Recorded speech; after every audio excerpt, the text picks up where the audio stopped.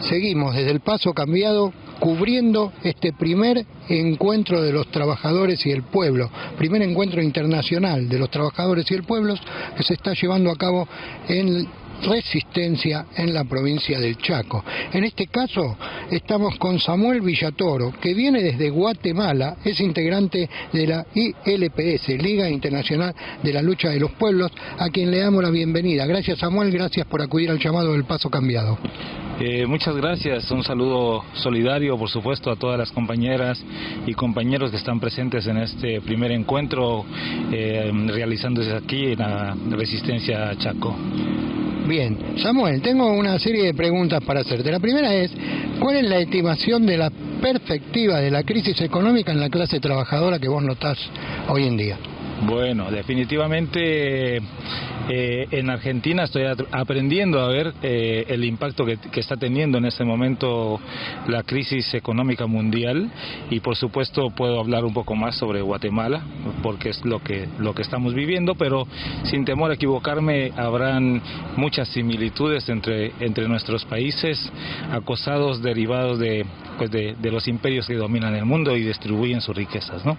Así es que el impacto definitivamente lo absorbe la clase trabajadora, despidos masivos en nuestro país Guatemala, salarios realmente malísimos que no alcanzan para ni el 50% de la canasta básica. En realidad, entonces, las condiciones que las contradicciones del imperialismo en este momento reflejan, pues es ya detonante para estallar y para romper esas cadenas que nos unen a eso. Bien, ¿cuál es la salida que podemos darle a esta crisis? Bueno, la primera es ser un análisis sobre una tesis propuesta básica de organización, de formación, porque creemos indudablemente que sin estos dos pilares fundamentales no encontraremos líderes y compañeras y compañeros que se comprometan con una causa de cambio para poder salir de esta crisis, ¿no? Estamos hablando de una crisis que se podrá romper solo con un pueblo organizado, formado, para poder construir esa vanguardia que se necesita, buscando una unidad de todos los sectores de lucha, el sector campesino, el obrero, la juventud, los estudiantes, que nos permita poder crear una vanguardia que lidere, escuchando definitivamente del lado de las masas las condiciones reales de nuestros países, y que eso permita poder crear una plataforma de cambio desde lo muy simbólico, que es desde el cambio interno nuestro hacia lo colectivo, ¿no? Porque realmente esta lucha tiene que ser colectiva desde todos los sectores, vuelvo a repetir, con formación, con organización, y que eso nos conduzca hacia una movilización de cambio de este sistema opresor. Bien, más que clarito. ¿Y cómo ves este tipo de encuentros? ¿Para qué sirven este tipo de encuentros que se realizan, que reúne a distintos sectores políticos, distintos sectores sindicales, trabajadores desocupados, integrantes de organizaciones que viven desde otros países? Sí, definitivamente este tipo de encuentros son la plataforma y base para poder empezar ese camino de construcción, ¿no? Definitivamente se ha venido construyendo unidad de los sectores en lucha, pero este tipo de encuentros es lo que viene como a fortalecer y a concretar de alguna manera, con tareas, con compromiso, ya unos cambios que empiecen a notarse dentro de nuestra sociedad para un cambio a futuro de estas condiciones actuales de nuestros queridos pueblos, ¿no?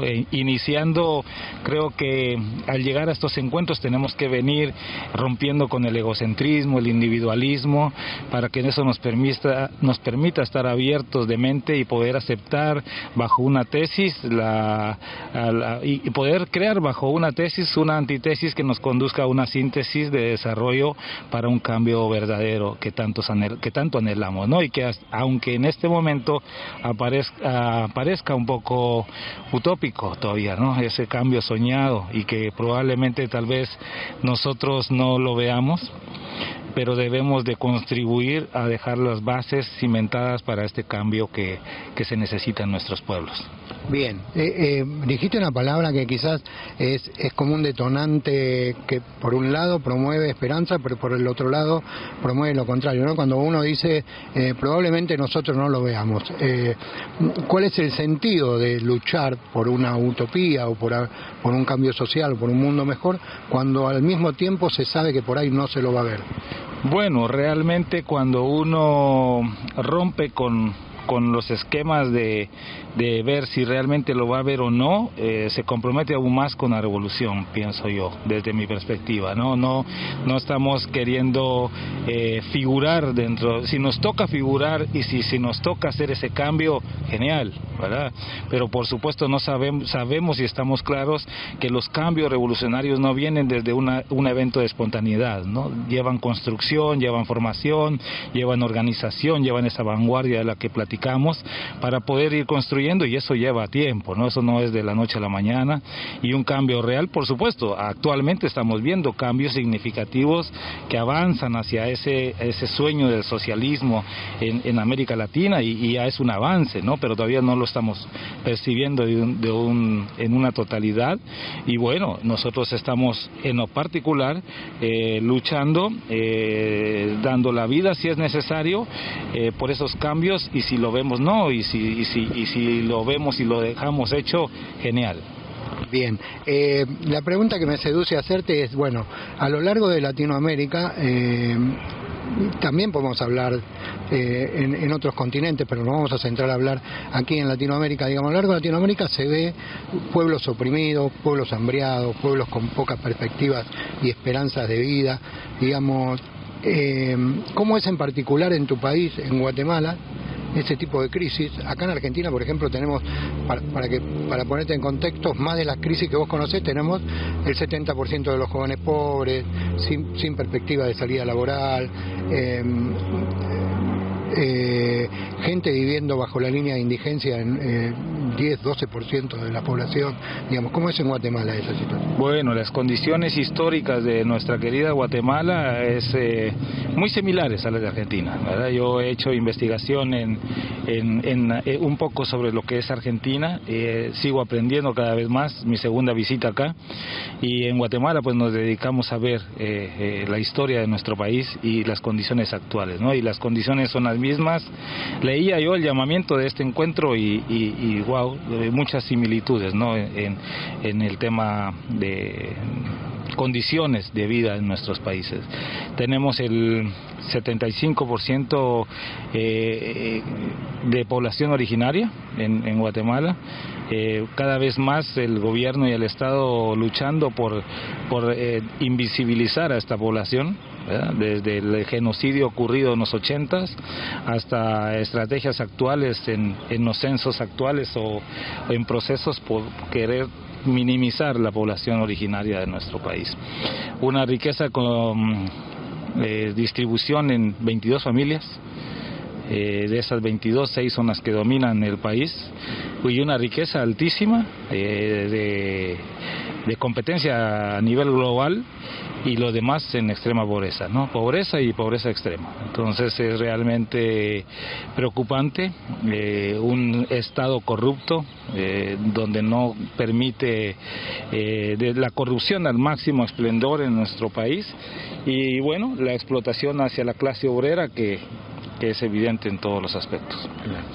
Bien, te hice esa pregunta pensando también un poco en la urgencia de los cambios sociales, ¿no? Recién hace un ratito hablábamos de que, bueno, las revoluciones no se dan de un día para el otro, hay que construirlas, qué sé yo, digo, en tu perspectiva o en tu, digamos, en tu manera de ver la situación, ¿en qué punto está, en cualquier punto de algún país de Latinoamérica, una posible rebelión popular o un posible intento de revolución?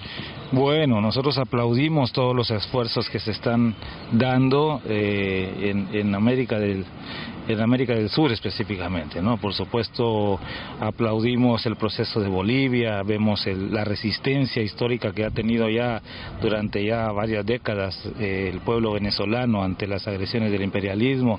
Por supuesto que acompañamos los procesos históricos de lucha antiimperialista de Cuba, en Chile ahora que se ve que hay un posible avance. Bueno, ahora con Colombia, esperando a ver qué resultado se tiene de este cambio de dirigencia que va a tener muy notablemente los hermanos colombianos, y ojalá se espere. México, por ejemplo, también en Norteamérica, que tiene Nicaragua. Se ven esos avances de poder tener el intento de crear una soberanía nacional y permitir un paro hacia el imperialismo, pero definitivamente es un proceso en construcción que vuelvo a repetir, faltará mucho para crear esos cimientos y esos cambios reales en estos procesos que se están dando, es mi percepción, ¿no?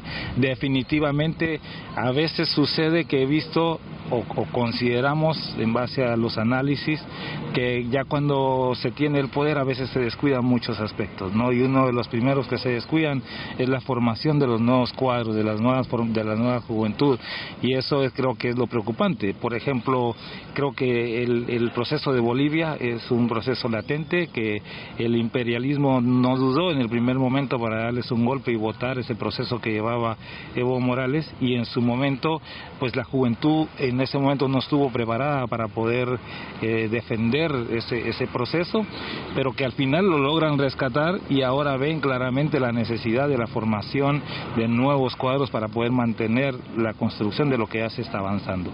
Y creo que por ahí es un poco la debilidad de todas nuestras organizaciones, que no metemos énfasis. Bueno, hablo por Guatemala también, que es un poco de lo más que puedo decir, que no metemos énfasis en el tema de la formación política. Creo que solo un militante formado puede comprometerse a esos cambios reales y verdaderos, ¿no? Sí. De entrega, de compromiso, de cambio.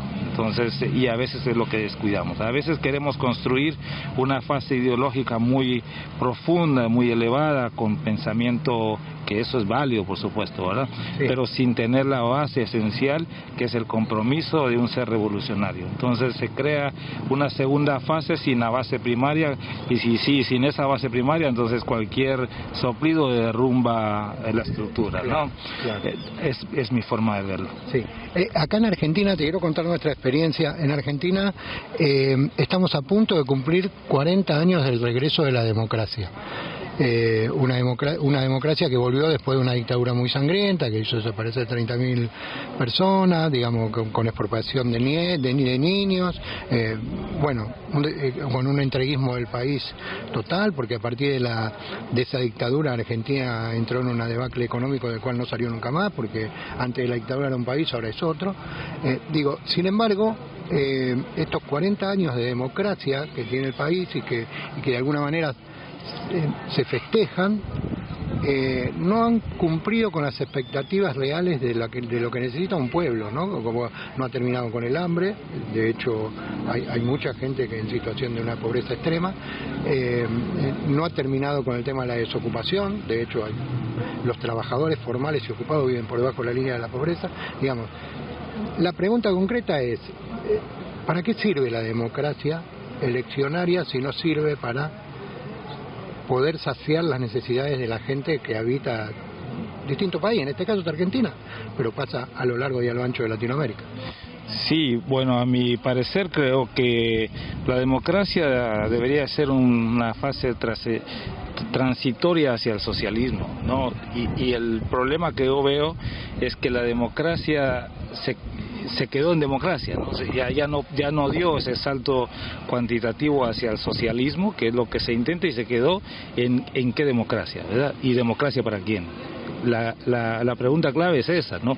¿Democracia de quién? Porque realmente, no sé, en Argentina me falta, siendo autocrítica, me falta mucha más formación sobre la historia de Argentina.